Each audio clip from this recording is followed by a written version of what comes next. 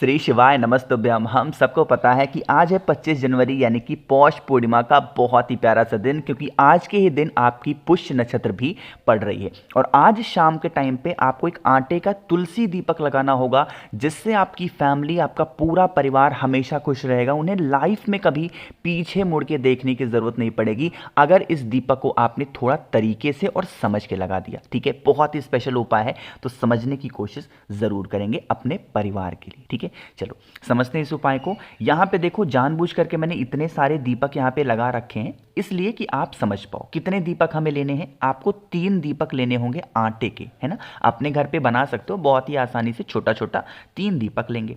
दीपक लेने के बाद में आपको कमल गट्टा भी लेने होंगे। कितने कमल गट्टे? 3 दीपक लिए हैं तो कमल गट्टा कितने लोगे?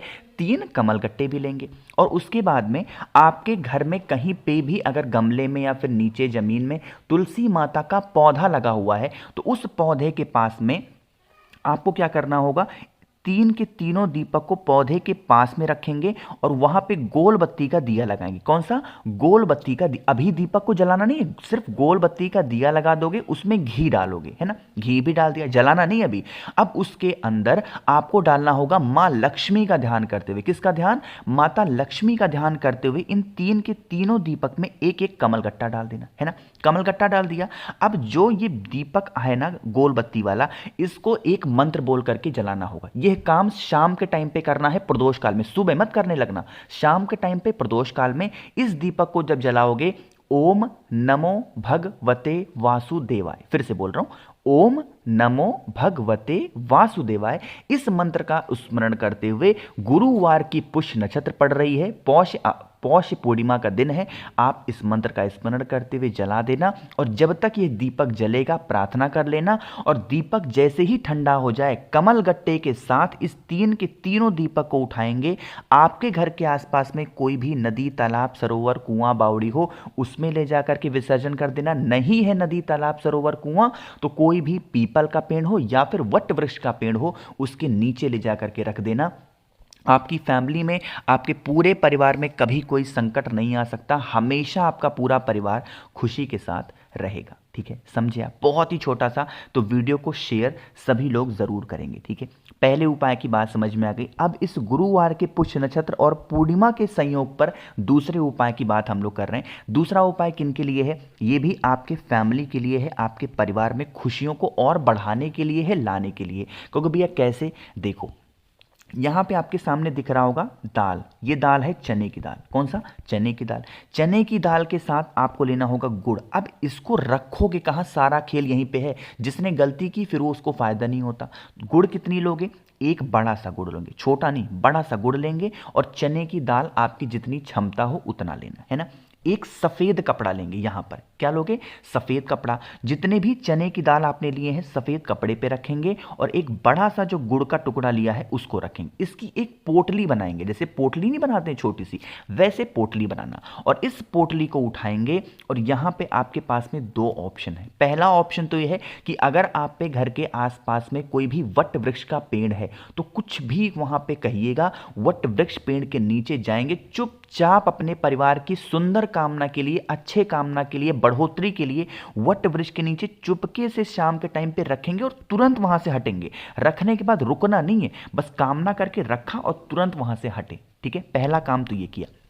दूसरा काम, जब वहां से रख करके आप वापस आओ तो एक तांबे के लोटे में जल भरना। ठीक है, अपने घर पे ही जल भरना। और उसके बाद में चंद्रेश्वर महादेव, कौन से महादेव? चंद्रेश्वर महादेव के नाम से महादेव के शिवलिंग के ऊपर जल चढ़ाना और चंद्र भगवान को एक बार नमन कर लेना। आपकी फैमिली में, आपके परिवार में किसी भी वजह से, किसी भी कारणवश कोई भी अगर टेंशन, कोई भी समस्या, कोई भी परेशानी अगर बढ़ती रहती है ना, तो वो सारी समस्याएं खत्म हो जाएंगी। इतना स्पेशल ये प्यारा सा उपाय। बस सफेद कपड़े को ध्यान, जब आप पोटली बनाएंगे, जब रखने जाएंगे तो इस चीज का विशेष ध्यान रखेंगे कि जब रख करके वापस आओगे तो पीछे मुड़ करके बिल्कुल भी मत देखना, फिर ये पूरा उपाय खराब हो जाएगा अगर आपने पीछे मुड़ गए तो। ठीक है, चलो, तो यहां पे हम लोगों ने 2 उपाय की बात कर ली है। आगे बढ़ते हैं, इस पौष पूर्णिमा गुरु नक्षत्र पे तीसरे उपाय की बात करते हैं। बहुत ही छोटा सा और बहुत ही प्यारा उपाय है, लेकिन क्या क्या इसके फायदे होंगे उससे पहले जल्दी से वीडियो को लाइक कर दीजिए। जितने भी भाई बहन इस आवाज को पहली बार सुन रहे हैं, चैनल को जरूर सब्सक्राइब करेंगे। ठीक है, चलो अब बात करते हैं इस तीसरे उपाय की। तीसरे उपाय के सबसे पहले समझ लो कि दो फायदे हैं। वो दो फायदे कौन से हैं? पहला फायदा तो है पैसों को लेकर के, है ना, कि कर्जों की समस्या अगर बढ़ती जा रही है तो क्या करोगे। दूसरा, इच्छा पूर्ति के लिए भी आप इस उपाय को कर सकते हो। ठीक है, समझिएगा।